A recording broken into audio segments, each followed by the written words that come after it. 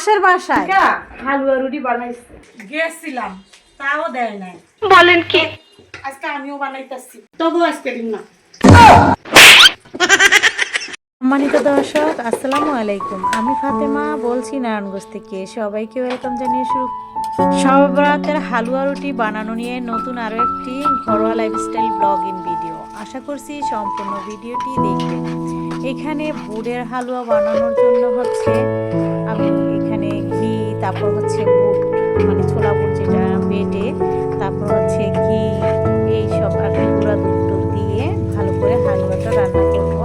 তারপর বরফি আকারে কাটা হবে। ওই পাশে সুজির হালুয়া রান্না করা হচ্ছে।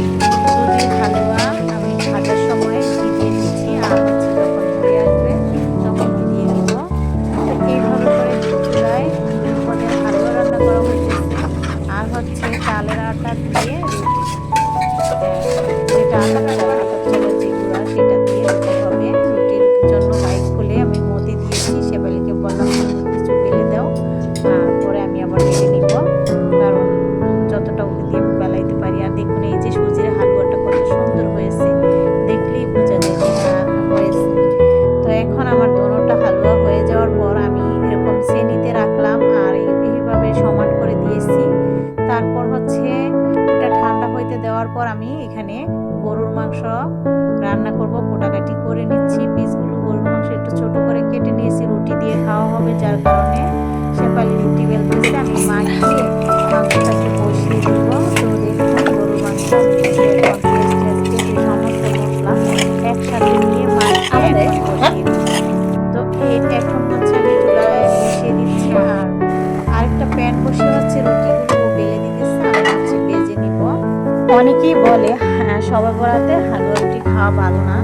আসলে পড়তে পারলে কোনোটাই সমস্যা না। অনেকে আছে রাত জেগে এগুলো বানায়, নামাজ পড়তে পারে না, এই জন্য বলা হয়। তো আপনারা হচ্ছে দিন গভীরে এই কাজগুলো করে ফেলবেন, তারপরে ইফতারের আগে আগে হচ্ছে ফ্রি হয়ে যাবেন। আমরা হচ্ছে আমাদের বাসায় সবাই রোজা আছে, আমি শুধু অসুস্থ, যার কারণে আমি রোজা রাখতে পারিনি। কারণ সবাই বোঝেন মেয়ে মানুষদের কিন্তু চাইলেও সবসময় রোজা ভাঙতে যায় বা সমস্যা থাকে, যার কারণে আমার মেয়ে ছেলে আপনাদের ভাইয়া রোজা রাখছে।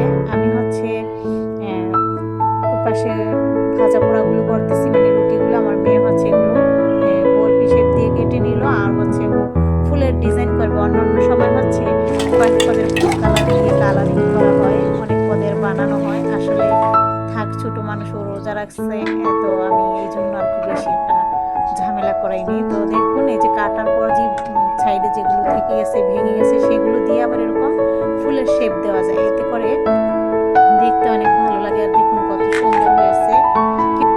তো এই যে এখন হচ্ছে আমি রান্নাটাও কমপ্লিট করে নিয়ে আসলাম।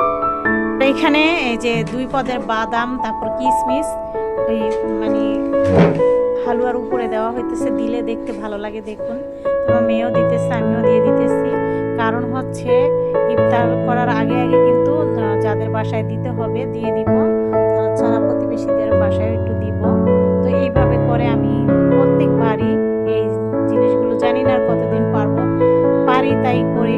আসলে এটা একটা মনের শখ এতটুকু। আর খাওয়া অতটা না হলেও কিন্তু দেখতে ভালো লাগে, কাউরে দিতে ভালো লাগে, এতেই মনে হয় নিজে অনেক কিছু খেয়েছি বা পেরেছি করেছি এতটুকু।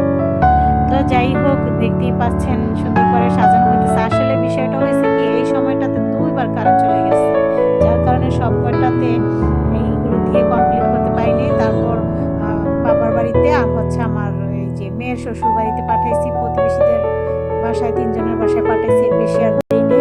তারপর শেফালি আছে, ওর জন্য আবার 10টা রাখছি, ওকে আবার দিয়েছি রুটি হালুয়া। তারপর আবার খাওয়াই দিছি ওকে। ও ছিল মানে কিছু কাজ করে চলে গেছিল, তারপর আবার আসবে বলছে। বাসার জন্য আমি 9টা রুটি তারপর হালুয়া দিয়েছি, ওকে আবার এখান থেকে খাওয়াইয়া তারপর পাঠিয়েছি। আর এই যে দেখুন ইফতার আয়োজন। আসলে ও সারাদিন বাড়িতে কাজ করে, অনেকের বাসায় কাজ করে। যদি ওর ছেলে মেয়েদের জন্য আমরা না দিই তাহলে কিভাবে হয়? তো এই জন্য আগে ওদেরকে দিয়ে নিয়েছি। তো আজকে ভিডিওটি এখানেই শেষ করছি। আল্লাহ হাফেজ।